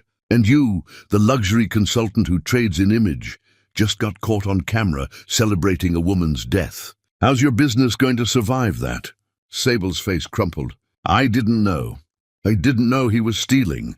Maybe, maybe not. But you knew he was married. So here's your choice. Cooperate with the investigation, testify about what you know, and maybe salvage some shred of your reputation. Or fight us and go down with his sinking ship. What do you want me to say? The truth. Just the truth. When it goes to trial, tell them everything. Sable nodded slowly. I'll cooperate. Good, now leave. And Ms. Hartwell? Find better men. After Sable left, the apartment fell silent. The journalists were already on their phones. The board members were discussing legal strategies. Lorraine pulled Deborah aside. I'm so angry with you. You let me grieve. I know. And I'm sorry, but I'm also proud of you. You're stronger than I gave you credit for. I had to be. And him. Lorraine glanced at Chuck, the mysterious billionaire estate manager who's been in love with you. What are you going to do about him? Me? I don't know yet. Ask me tomorrow. Fair enough. But Deborah, whatever you decide, make sure it's what you want. You deserve that much. Deborah hugged her sister tight. Thank you. For being here. For not hating me. Oh, I hate you a little. But I love you more. The room slowly emptied until it was just Deborah and Chuck standing in the apartment where her husband had celebrated her death. How do you feel? Chuck asked. Strange, powerful, exhausted, alive. She moved to the window. Tomorrow this will be everywhere. I'll be famous for all the wrong reasons, or all the right ones. You'll be the woman who refused to be a victim. Who fought back? She turned to face him. And you? What happens to you now? I go back to being invisible, probably. Though I might keep the estate manager job if it's still available. Chuck, she crossed the distance between them. You saved my life. Not just from Thaddeus, but from myself. How do I thank you for that? You don't need to thank me. Yes, I do. A week ago, you asked me to ask you again how I see you. She reached up, touching his face gently. I'm asking now. Chuck, Charles, whoever you choose to be. I see you. I see someone who loved me when I was blind to everything. Someone who burned down his own life to protect mine. Someone who showed me that resurrection requires dying first.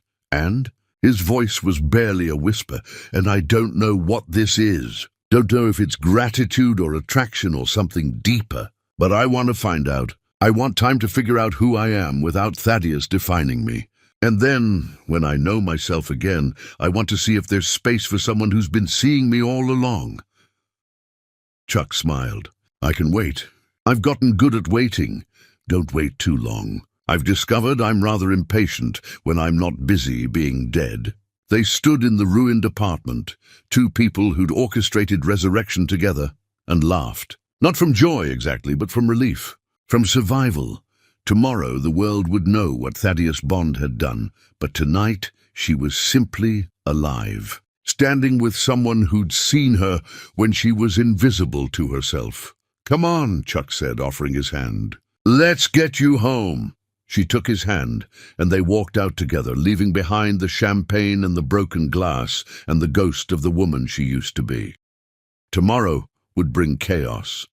But tonight Deborah Bond was alive, awake, and finally free. Chapter 10. The Reckoning. The story broke at dawn, exploding across every news outlet simultaneously.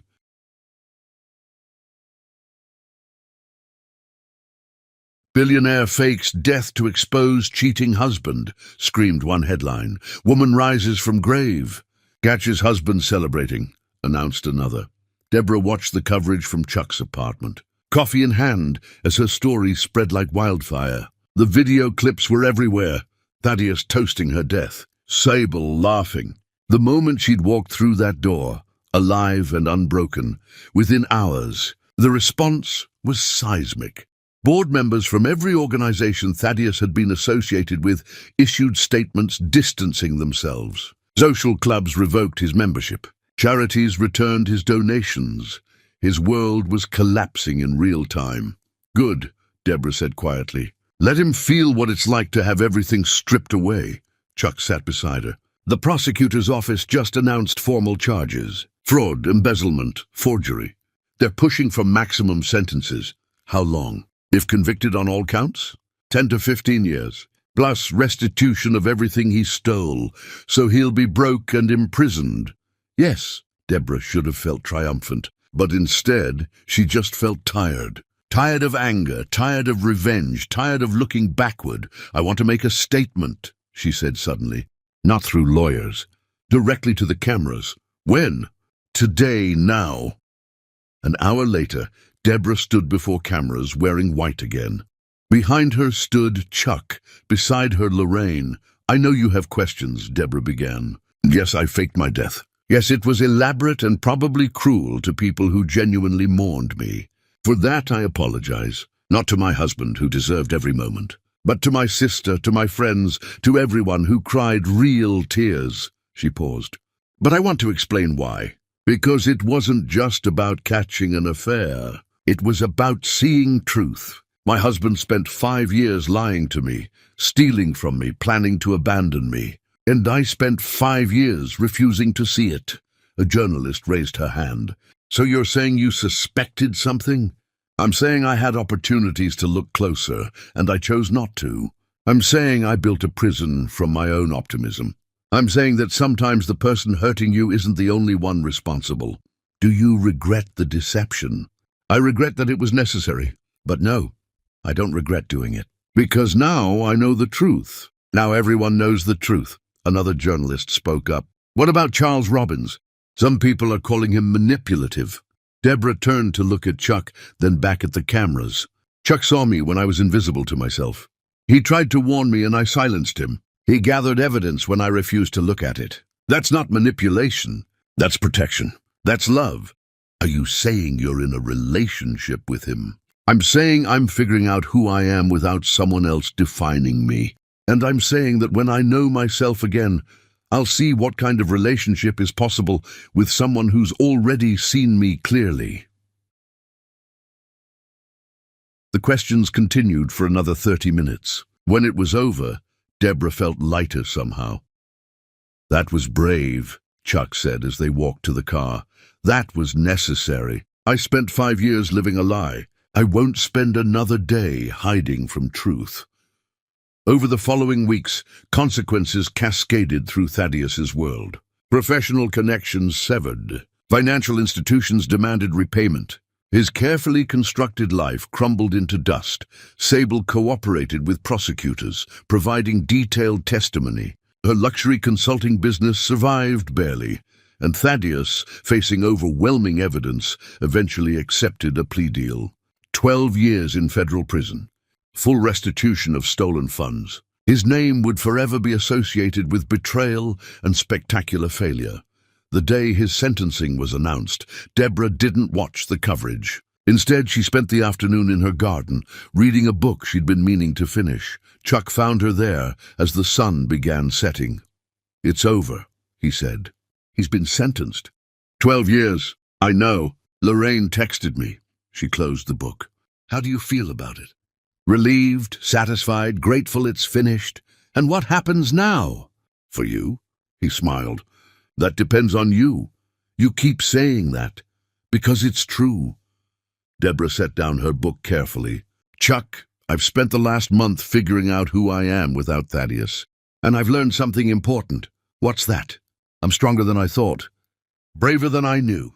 But I've also learned that strength doesn't mean being alone. That I can be whole and complete and still want someone beside me." "Are you saying—" "I'm saying I see you. Finally, completely I see you. Not as my estate manager. Not as my savior. I see Chuck, who sold everything to find meaning. Who fell in love with a speech about purpose. Who waited 3 years for a woman too blind to notice him. She reached for his hand. I see you. And I want to know what happens when two people who've both burned down their old lives try to build something new together." Chuck's expression was unguarded, vulnerable. "You're sure? Because I've loved you for 3 years. That's not something I can just turn off, I'm sure. Not because I'm grateful, though I am. Not because you saved me, though you did. But because when I imagine the future, you're there." He pulled her close, and she let herself be held by someone who'd held space for her long before she knew she needed it. "So, what now?" Chuck asked. "What does Deborah Bond do for an encore?" She laughed. "I have some ideas. The foundation needs restructuring, and I'm thinking about starting something new. A resource for women who've been exploited by partners. That sounds perfect. And you? Are you going back to being invisible?" "No, I think I'm done hiding. You taught me that. You showed me that being seen is worth the vulnerability. Then let's be seen together. Let's build something that matters." They stood, hand in hand, walking back toward the mansion. Behind them, the garden glowed in the last light. Ahead, the future waited. At the door, Deborah paused, turning to Chuck one more time. "You were my servant," she said softly. "But now I know the truth." "What truth?" "You are my savior. Not because you rescued me, but because you showed me how to rescue myself." He kissed her then, gentle and sure, and she kissed him back, tasting freedom and truth and new beginnings. 3 months later, they stood together in that same garden, but this time surrounded by friends and family. The autumn leaves had turned to winter snow, and the garden looked transformed, magical. Like something from a dream Deborah hadn't dared to have during all those years with Thaddeus. White roses bloomed despite the cold, carefully tended by gardeners who'd worked through the night to create this moment. Candles flickered in glass lanterns hanging from bare branches, casting golden light across snow that glittered like crushed diamonds. The guests numbered perhaps 50, no more, each one chosen carefully, each one real. No society photographers lurked in the bushes. No gossip columnists waited to critique her dress. No distant relatives appeared hoping for inheritance opportunities. Just people who loved her, people who'd mourned her, people who'd celebrated her resurrection not as scandal, but as triumph. Lorraine stood beside Deborah as her maid of honor, tears streaming down her face. "I can't believe you're getting married again so soon." "I'm not getting married again," Deborah corrected, adjusting the simple white dress she'd chosen. Not a traditional gown, nothing with trains or veils or the performance of purity. Just a dress that made her feel beautiful. Just fabric that moved when she moved, that felt like freedom against her skin. "I'm getting married for the first time.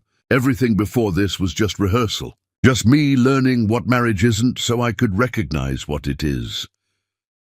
The ceremony was small, intimate. No grand cathedral, no society photographers, no performance. Just truth, spoken before people who mattered. When the officiant asked if anyone objected, Lorraine laughed through her tears. "I think we've had enough drama for one lifetime." Chuck stood at the altar in a simple suit, no longer hiding who he was. Charles Remington Robbins, billionaire philanthropist and former estate manager, looking at Deborah like she was the only woman in the world worth seeing.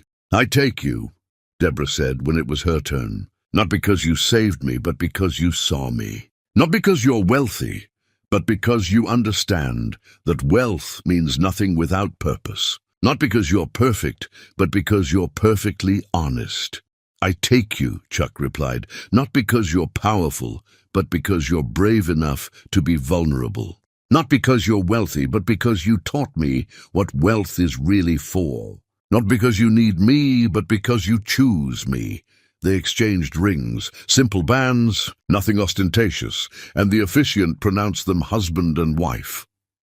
As they kissed, Deborah thought about the journey that had brought her here. The blindness, the betrayal, the symbolic death, the resurrection, every painful step necessary to become the woman who could stand here now, clear-eyed and unafraid.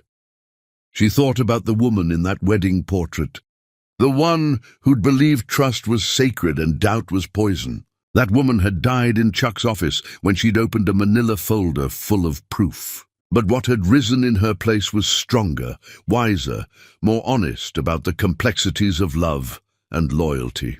She'd learned that trust without verification wasn't virtue, it was voluntary blindness. That loyalty to someone who betrayed you wasn't admirable, it was self-destructive. That sometimes the kindest thing you could do for yourself was burn down the beautiful lie and build something true in its place. And she'd learned that resurrection wasn't a single moment. It was a choice you made every day, a choice to see clearly, a choice to demand truth, a choice to build your life on solid ground rather than beautiful illusions. The woman she'd been would never have survived what she'd learned about Thaddeus. That woman would have shattered, unable to reconcile the betrayal with her fundamental belief in trust and goodness. But the woman she'd become. She'd orchestrated an elaborate deception, caught her betrayer in the act, and rebuilt her life from ashes. She was stronger now, wiser, more careful, but not cynical, not closed off. She'd learned the difference between trusting blindly and trusting wisely. Between faith without evidence and faith built on proof. At the small reception afterward, Lorraine raised a glass. "To my sister, who had to die to learn how to live. And to Chuck, the servant who turned out to be a king." "To resurrection," Chuck added. "To truth," Deborah finished. They toasted and drank, celebrating not an ending but a beginning. Later, as the guests departed and the garden grew quiet, Deborah and Chuck stood alone beneath the stars. "Mrs. Robbins," Chuck said, testing the name. "I'm keeping bond professionally," Deborah corrected. "But in here?" She placed his hand over her heart. "In here I'm yours." "You know what's funny?" Chuck pulled her close. "I spent 3 years as your servant, loving you from a distance, convinced I'd never have this moment. And now I understand why I had to wait. Because the woman I fell in love with 3 years ago wasn't ready for this. She had to break first, had to die and be reborn, had to learn that trust without truth is just pretty blindness. And the woman I am now, the woman you are now, could move mountains, could change the world, could build something that matters with a former servant who loves her for her soul. Deborah laughed, the sound echoing across the snowy garden. The sound of joy, pure and uncomplicated. The sound of someone who'd found their way home after being lost for so long. "You were my servant," she whispered, finishing the phrase that had become their truth. "But now I know you are my savior, my partner, my husband, my home." They stood in the garden as snow began to fall. Two people who'd orchestrated resurrection and learned that coming back from the dead was less about the dramatic return and more about what you did with your second chance. The guests had left. The candles had been extinguished, and the garden was quiet except for the soft whisper of snow settling on bare branches. In the distance, the mansion glowed with warm light, no longer a prison but a home, a place where truth lived, where love wasn't performance, where two people could be wholly themselves without masks or pretense. "You know what I realized today?" Deborah said, looking up at the falling snow. Each flake was unique, perfect in its imperfection, beautiful in its temporary existence. "During the vows?" "What's that?" "I've never felt this before. This certainty, this peace. With Thaddeus, even on our wedding day, there was this voice in the back of my mind asking if it was real, if he truly meant it, if I was enough. I silenced that voice because I thought doubt was the enemy of love. But it wasn't doubt. It was truth trying to speak. She turned to face Chuck, snow catching in her hair like tiny diamonds. "With you, there's no voice, no question, just knowing, just this deep, bone-certain understanding that you see me, all of me, and you're still here. You're still choosing me. Not my money, not my status, not what I represent. Just me, just you," Chuck confirmed. "Always just you." I wasted so many years trying to be enough for someone who would never value me. So many years thinking if I just loved harder, trusted more, gave everything I had, he'd finally see me the way I needed to be seen. "You were always enough," Chuck said softly. "More than enough. He just wasn't capable of seeing it. And you are. I've never seen anything more clearly. Some women are buried before they die, but Deborah Bond had dug herself out, dragged the truth into the light, and shown the world that resurrection was always possible for those brave enough to face what lay in the grave." And as she stood hand in hand with the man who'd loved her through blindness and death and rebirth, she understood something fundamental. The opposite of being buried wasn't being elevated. It was being seen. And finally, beautifully, devastatingly, she was seen. By the right man this time. By her husband. By the servant who became a king.